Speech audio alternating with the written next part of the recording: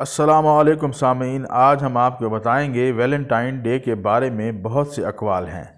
اس کی ابتدا کے لیے کئی ایک واقعات کو منسوب کیا جاتا ہے، جن میں ایک واقعہ یہ بھی ہے کہ 17ویں صدی عیسوی میں روم میں ویلنٹائن نام کا ایک پادری ایک راہبہ کی محبت میں مبتلا ہو گیا۔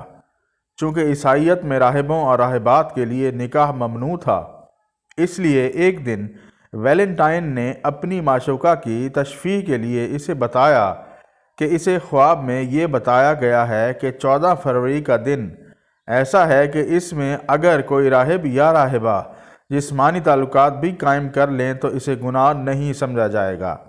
راہبہ نے اس پر یقین کر لیا اور دونوں نے سب کچھ کر گزرے۔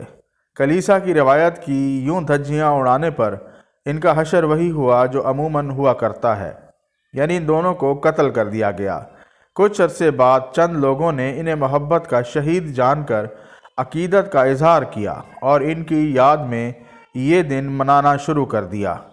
ایک دوسری روایت کے مطابق ویلنٹائن ڈے کا آغاز رومن سینٹ ویلنٹائن کی مناسبت سے ہوا، جسے محبت کا دیوتا بھی کہتے ہیں۔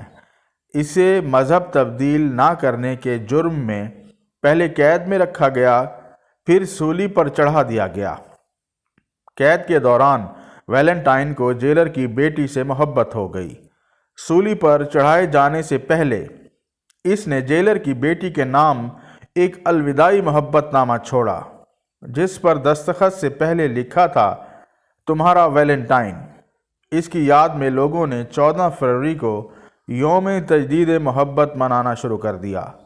مغرب میں مدتوں سے 14 فروری کو ویلنٹائن ڈے منایا جاتا ہے۔